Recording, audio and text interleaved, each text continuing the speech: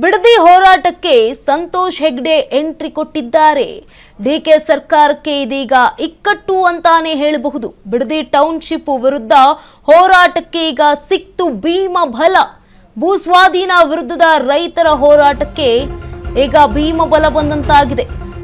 ಬಿಡದಿ ಹೋರಾಟಕ್ಕೆ Santosh Hegde entry, DK ಸರ್ಕಾರಕ್ಕೆ ಬಿಕ್ಕಟ್ಟು. ಬಿಡದಿ ಟೌನ್ಶಿಪ್ ವಿರುದ್ಧದ ಹೋರಾಟಕ್ಕೆ ಸಿಕ್ತು ಭೀಮ ಬಲ. ಭೂಸ್ವಾಧೀನ ವಿರುದ್ಧದ ರೈತರ ಹೋರಾಟಕ್ಕೆ ಈಗ ಹೊಸ ಶಕ್ತಿ ಬಂದಂತಾಗಿದೆ. ಪ್ರತಿಭಟನೆಗೆ ಧುಮುಕಿದ ನಿವೃತ್ತ ಜಸ್ಟಿಸ್ ಸಂತೋಷ್ ಹೆಗ್ಡೆ. ಬಿಡದಿ ರೈತರ ಹೋರಾಟಕ್ಕೆ ಸಂತೋಷ್ ಹೆಗ್ಡೆ ಬಿಗ್ ಎಂಟ್ರಿ ಕೊಟ್ಟಿದ್ದಾರೆ.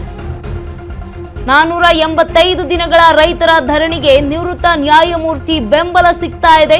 ಭೈರಮಂಗಲದಲ್ಲಿ ರೈತರ ಜೊತೆ ನೆಲದ ಮೇಲೆ ಕುಳಿತಿದ್ದಾರೆ ಸಂತೋಷ್ ಹೆಗ್ಡೆ. ಬಿಡದಿ ಅನ್ನದಾತರ ಹೋರಾಟಕ್ಕೆ ಸಂಪೂರ್ಣ ಬೆಂಬಲ ಅಂತ ಘೋಷಣೆ ಮಾಡಿದ್ದಾರೆ. ಬಿಡದಿ ರೈತರ ಹೋರಾಟಕ್ಕೆ ಈಗ ಸಂತೋಷ್ ಹೆಗ್ಡೆ ಅವರ ಗಜಬಲ. ಭೂಮಿ ಎಂಬುದು ಅನ್ನದಾತನ ಪಾಲಿಗೆ ಬರೀ ಮಣ್ಣಲ್ಲ, ಜೀವನಾಡಿ ಅಂತ ಹೇಳಿದ್ದಾರೆ.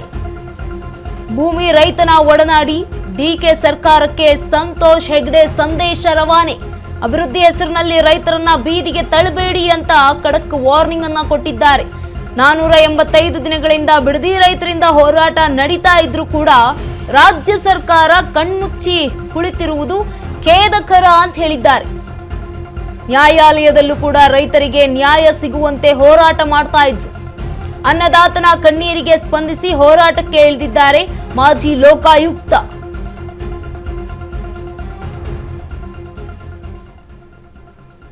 ಇನ್ನು ಬಿಡದಿ ಹೋರಾಟಕ್ಕೆ ಇದೀಗ ಸಂತೋಷ್ ಹೆಗ್ಡೆ ಅವರು ಎಂಟ್ರಿ ಕೊಟ್ಟಿದ್ದಾರೆ. ಬಿಡದಿ ಟೌನ್ಶಿಪ್ ವಿರುದ್ಧದ ಹೋರಾಟಕ್ಕೆ ಇದೀಗ ಭೀಮ ಬಲ ಸಿಕ್ಕಂತಾಗಿದೆ.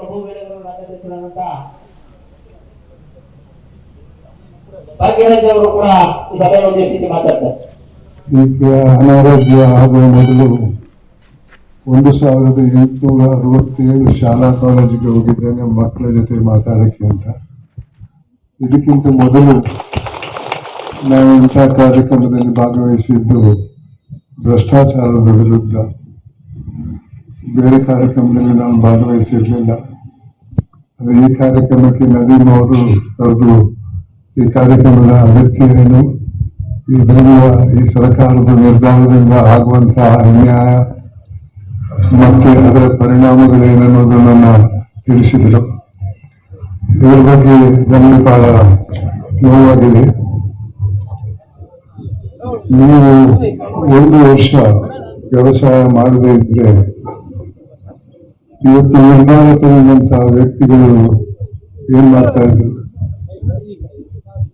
ಈ ಯೋಜನೆ ಇದ್ದಂಗೆ ಕಾಣಿಸ್ತಾ ಇಲ್ಲ. ಎಲ್ಲಾ ಯೋಜನೆಗಳಿಂದ ಅದು ಮುಖ್ಯವಾದದ್ದು ವ್ಯವಸಾಯ. ವ್ಯವಸಾಯ ಇದ್ರೆ ಮುಖ್ಯ ವಿಚಾರಗಳು ಬರ್ತವೆ. ವ್ಯವಸಾಯ ಇಲ್ಲದೆ ಇದ್ರೆ ಜನರು ಇರಲ್ಲ. ಇವತ್ತು ಬೇರೆ ಬೇರೆ ಕಾರಣಕ್ಕಾಗಿ ಇಂಥ ಒಂದು ವ್ಯಕ್ತಿಯನ್ನ ಮುಗಿಸುವ ಪ್ರಯತ್ನ ನಡೀತಾ ಇದೆ ಅಂತ ನನಗೆ ಕಾಣಿಸ್ತದೆ. ಅದರ ಪರಿಣಾಮದ ಬಗ್ಗೆ ಏನು ಮಾಹಿತಿ ಇದ್ದಂಗಿಲ್ಲ. ವ್ಯವಸಾಯ ಇಲ್ಲದೆ ಇದ್ರೆ, ನೀರು ವಾಯು ಇಲ್ಲದೆ ಇದ್ರೆ ವ್ಯಕ್ತಿಗಳಿಗೆ ಸಾಧ್ಯವಿಲ್ಲ.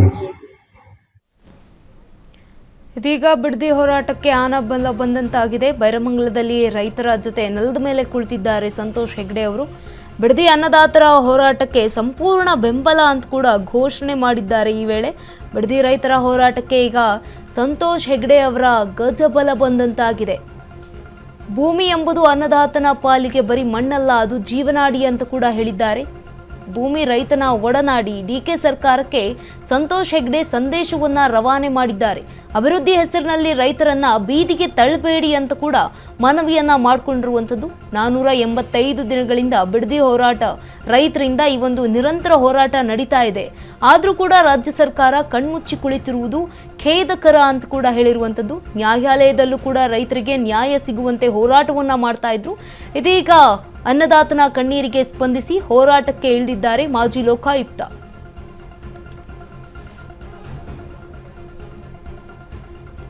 ಬಿಡದಿ ಹೋರಾಟಕ್ಕೆ ಸಂತೋಷ್ ಹೆಗ್ಡೆ ಅವರು ಎಂಟ್ರಿ ಕೊಟ್ಟಿರುವಂಥದ್ದು ಇದೀಗ ಡಿಕೆ ಸರ್ಕಾರಕ್ಕೆ ಇಕ್ಕಟ್ಟಾದಂತಾಗ್ತಾ ಇದೆ. ಹೋರಾಟಕ್ಕೆ ಈಗ ಭೀಮ ಬಲ ಸಿಕ್ಕದಂತಾಗಿರುವಂಥದ್ದು. ಭೂಸ್ವಾಧೀನ ವಿರುದ್ಧದ ರೈತರ ಹೋರಾಟಕ್ಕೆ ಹೊಸ ಶಕ್ತಿ ಬಂದಂತಾಗಿದೆ. ಪ್ರತಿಭಟನೆಗೆ ಧುಮುಕಿದ್ದಾರೆ ನಿವೃತ್ತ ಜಸ್ಟಿಸ್ ಸಂತೋಷ್ ಹೆಗ್ಡೆ ಅವರು. ಬಿಡದಿ ರೈತರ ಹೋರಾಟಕ್ಕೆ ಸಂತೋಷ್ ಹೆಗ್ಡೆ ಅವರು ಈಗ ಬಿಗ್ ಎಂಟ್ರಿ ಆಗಿರುವಂಥದ್ದು. ಭೀಮ ಬಲ ಬಂದಂತಾಗಿದೆ. 485 ದಿನಗಳ ರೈತರ ಧರಣಿಗೆ ನಿವೃತ್ತ ನ್ಯಾಯಮೂರ್ತಿ ಬೆಂಬಲ ಸಿಕ್ಕಿರುವಂಥದ್ದು. ಬೈರಮಂಗಲದಲ್ಲಿ ರೈತರ ಜೊತೆ ನೆಲದ ಮೇಲೆ ಕುಳಿತು ಹೋರಾಟಕ್ಕೆ ಧುಮುಕಿರುವಂಥದ್ದು. ಬಿಡದಿ ಅನ್ನದಾತರ ಹೋರಾಟಕ್ಕೆ ಸಂಪೂರ್ಣ ಬೆಂಬಲವನ್ನು ಘೋಷಣೆ ಮಾಡಿದ್ದಾರೆ ಸಂತೋಷ್ ಹೆಗ್ಡೆ ಅವರು.